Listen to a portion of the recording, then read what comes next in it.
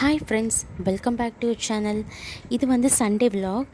Sunday வந்து பிரதோஷம் அப்படின்றதுனால so அந்த நாள் வந்து எனக்கு பூஜை, கோவில் இப்படியே எனக்கு அந்த டே ஃபுல்லாக போயிடுச்சு. பட் ரொம்ப ரிலாக்ஸாக, ரொம்ப பீஸ்ஃபுல்லாக போச்சு.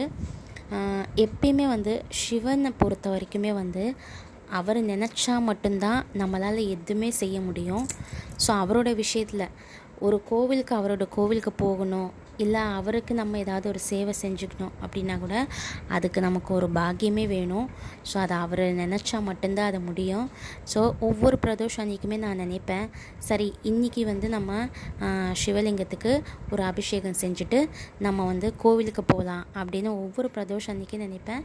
என்னால் பண்ணவே முடியாது, ஏதோ ஒரு தடங்கள் வரும். பட் இந்த பிரதோஷத்துக்கு வந்து நான் வந்து அவ்வளவு பீஸ்ஃபுல்லாக, அவ்வளோ சூப்பராக நான் நினச்ச மாதிரி என்னுடைய வேலைகள் போச்சு. ஸோ ஒரு ஈவினிங்காக மதியம் சாப்பிட்டுட்டு ஒரு ஈவினிங்காக வந்து வீடு க்ளீன் பண்ணுற ரொட்டீன், அதுக்கப்புறம் வந்து வாசலில் கோலம் போடுறது, இந்த வேலைகளெல்லாம் வந்து அப்படியே கண்டினியூவாக செய்ய ஆரம்பிச்சிட்டேன். இந்த வாழ்க்கையை வந்து நம்ம சக்ஸஸ் பண்ணணும் அப்படின்னா நமக்கு ரொம்ப முக்கியமானது தன்னம்பிக்கை, குறிக்கோள், திட்டமிடல். இந்த உலகத்தில் நம்ம வந்து மகான் போல் வாழ தேவையில்லை. பட் வந்து நம்ம மனசாட்சிக்கு பயந்து வாழ்ந்தால் போதும் இல்லையா? பட் நிறைய பேர் வந்து அந்த மனசாட்சிக்கு பயந்து வாழறதே இல்லை. பிரதோஷத்துக்கு வந்து சிவலிங்கத்துக்கு நான் வந்து அபிஷேகம் செஞ்சுட்டு அதுக்கப்புறமா கோவிலுக்கு போகலான்னு நினச்சிருந்தேன். ஸோ இந்த சிவலிங்கம் வந்து நான் கிரிவலத்துக்கு போனப்போ திருவண்ணாமலையில் அங்கே வாங்கின சிவலிங்கம் தான். ஸோ இன்றைக்கி வந்து நான் ரொம்ப மனசார, ரொம்ப சந்தோஷமாக வந்து அவருக்கு நான் அபிஷேகம் செஞ்சேன். நம்ம வாழ்க்கையில் நமக்கு வர பிரச்சனை வந்து நமக்கு ஏதாவது ஒரு பாடத்தை வந்து கற்றுக் கொடுத்துட்டு போயிடும். ஸோ நான் இந்த 6 வருஷம் நான் ஃபேஸ் பண்ண எவ்வளோ பிரச்சனைகளில் வந்து நான் கற்றுக்கிட்ட பாடம் நிறைய. அதில் எனக்கு கடவுள் கொடுத்த ஒரு விஷயம் என்ன அப்படின்னா பொறுமை. அதாவது சிவனை வணங்குறவங்க எல்லாருக்குமே வந்து இந்த பொறுமை அப்படின்றது வந்து அது தானாகவே வந்துடும் போல். இந்த வீடியோவில் வந்து உங்கள்கிட்ட நான் இன்னொரு விஷயம் ஷேர் பண்ணுறேன். அது என்ன அப்படின்னா, இப்போ வந்து நமக்கு வந்து ஒருத்தவங்களை பிடிக்கல அப்படின்னு வச்சுக்கோங்களேன், அவங்கக்கிட்ட நீங்கள் போக வேணாம், விலகிடுங்க. அவங்க பக்கமே நீங்கள் போக வேணாம். ஏன்னா உங்களுக்கு வந்து அவங்கள பிடிக்கலல்ல. பட் இப்போ இருக்கிற இந்த ஜெனரேஷனுக்கு என்ன பண்ணுறாங்க அப்படின்னா, நமக்கு ஒருத்தவங்க பிடிக்கல, இல்லை நம்ம எதிரில் இருக்கிற அந்த பர்சன் வந்து நம்மளை விட வந்து கொஞ்சம் நல்லா வந்துடுவாங்களோ, அவங்க வந்து நம்மளை விட கொஞ்சம் அதிகமாக இருக்காங்களோ, இப்படி ஒரு யோசனை வரும்போது அவங்கக்கிட்ட வந்து கத்தியோ இல்லை சண்டை போட்டோ திட்டியோ வந்து அவங்க கோவத்தை வந்து தீர்த்துக்கிறது இல்லை. அதுக்கு பதிலாக வந்து அவங்க வேறு விஷயத்தை வந்து நாடி போகிறாங்க. அது என்ன அப்படின்னா பில்லி சூனியம், ஏவல். இந்த விஷயத்தை ஏன் நாடி போகிறாங்கன்னு தெரியல.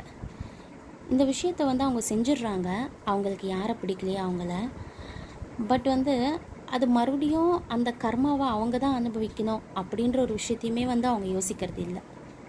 ஸோ இதை வந்து அவங்க யோசிக்காமல் பண்ணுறதில்ல, அவங்க தெரிஞ்சு தெளிவாக பண்ணுறாங்க.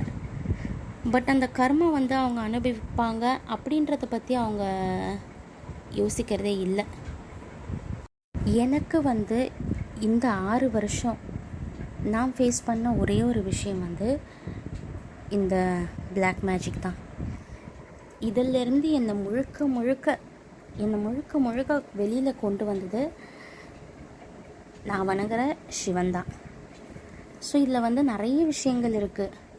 இது வந்து எப்படி சொல்கிறது, ஒவ்வொரு மனுஷனுக்குமே வந்து வாழ்க்கையில் எல்லாருக்குமே வந்து ஒவ்வொரு மனுஷனுக்குமே வந்து கஷ்டன்றது வாழ்க்கையில் இருக்கும்.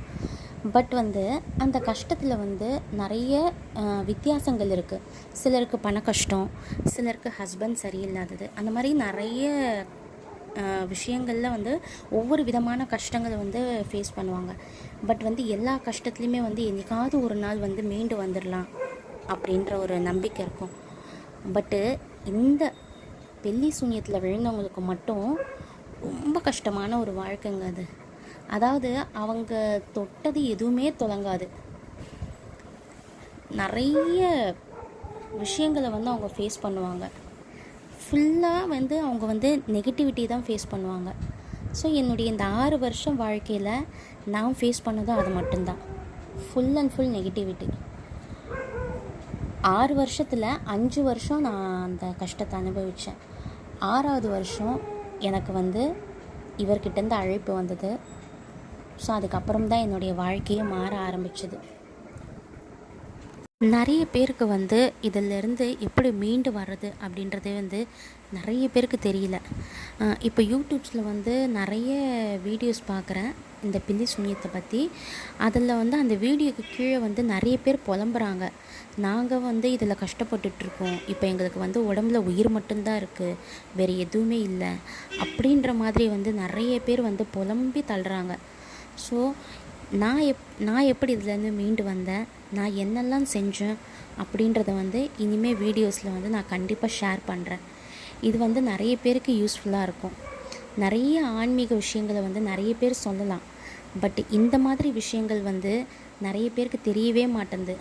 ஸோ அதை வந்து அதிலிருந்து மீண்டு வந்தவங்க மட்டும்தான் சொல்ல முடியும். இதுக்கான பரிகாரங்கள் வந்து நிறைய பேர் சொல்லலாம். பட் வந்து அதை அனுபவித்து அதிலிருந்து வெளியே வந்தவங்க சொல்லும்போது வந்து அது நமக்கு ஒரு நம்பிக்கையை கொடுக்கும். ஸோ நான் அடுத்து வர வீடியோலலாம் வந்து நான் இதை வந்து கண்டிப்பாக வந்து உங்கள்கிட்ட நான் ஷேர் பண்ணிக்கிறேன். இன்றைக்கி பூஜையை வந்து நான் சக்ஸஸ்ஃபுல்லாக முடிச்சுட்டு கொஞ்சோண்டு வடை மாவு தனியாக எடுத்து வச்சுருந்தேன் காலையிலேயே. அதில் வடை சுட்டு அதுவும் நைவேத்தியமாக வச்சு இந்த வீடியோவை நான் முடிக்கிறேன்.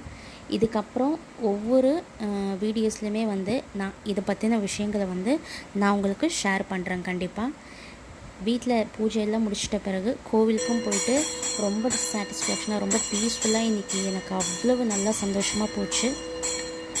ஸோ மக்களே, இந்த வீடியோ உங்களுக்கு பிடிச்சிருந்தது அப்படின்னா என்னுடைய சேனலை சப்ஸ்கிரைப் பண்ணுங்கள். மறக்காமல் பக்கத்தில் இருக்கிற பெல் ஐக்கானை வந்து கிளிக் பண்ணுங்கள். பாய்.